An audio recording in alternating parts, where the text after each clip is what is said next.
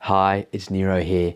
And have you ever wondered what makes the difference between a successful investor versus someone who doesn't quite make money through investing in property?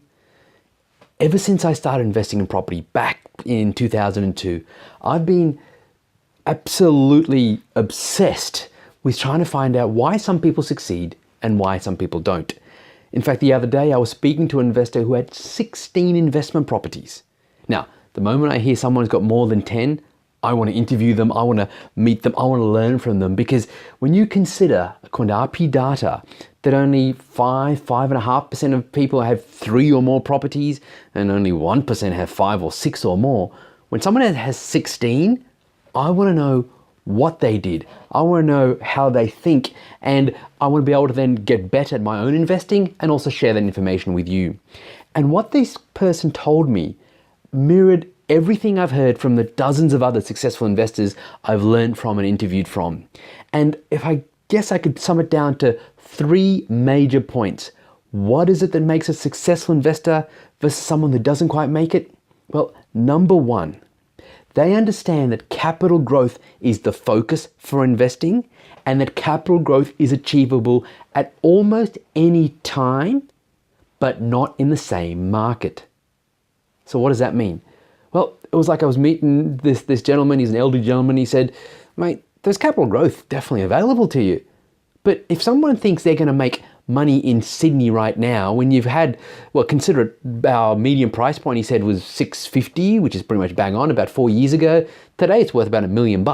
If we keep growing at that rate, it's going to be worth $1.5 million. Who's going to afford that? We just can't keep growing. So people who think they're going to be buying property today in Sydney to make money in the next 4 years, they're in for a rude shock. But that doesn't mean there aren't places to invest. You've just got to look elsewhere.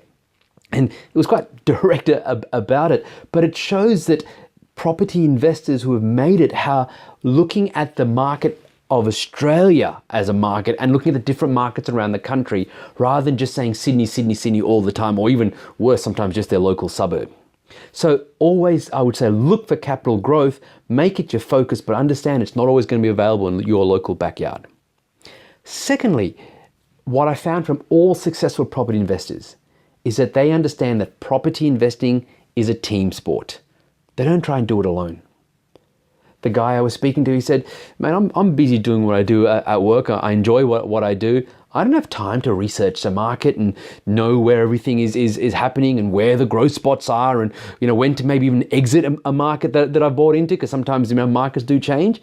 So I've got a team of people helping me, and I've got an advisor in particular who helps me, and I meet with him at least once a year, and we just touch base and make sure everything is going okay. So yes, I make the decision, but I've got a team, I've got an advisor, at least one helping me. And I think that's what you need as a property investor as well. I think trying to do it yourself, especially in today's market when rising interest rates and banks making it harder for investors, and yes, the Sydney market cooling, it's just going to make things very, very difficult. So you want to work with a team, or at least have someone guiding you on this property investing journey. And number 3, this gentleman said it very clearly to me, and it's just echoed what every other successful investor has ever told me. Be clear on what you want to achieve. I mean, why are you investing?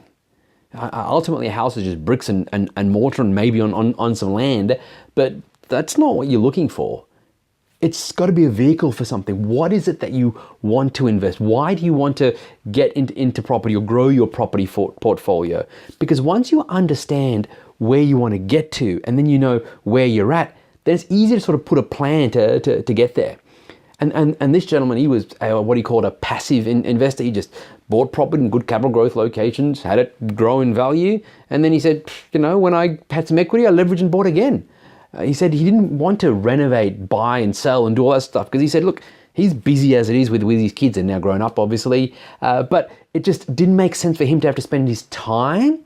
He wanted his money to work harder for him, and he just wanted someone to tell him where to invest his money.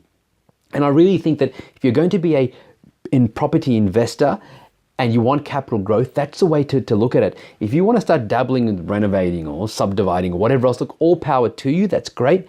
But then it almost becomes like a second job, or you're going to change your job to do that. And that's fine. But if you want to be just an investor, which means you're actually using your money to work harder for you, then you need to look at these passive strategies and get the right guidance for you. And look, if you think that what I've suggested makes sense, you want to find out more, then below this video, there'll be a link either directly below it or in the comments field where and a link to a free report that I've put together where I share, I guess, how to succeed in today's market with rising interest rates, with banks making harder for investors, and with the Sydney market cooling. How do you still make money? So click the link below, get that report, and just make sure you educate yourself before moving forwards with property investing. And if you like these videos, please give me a like and share it with the people you know. I really hope it's helped. Bye for now.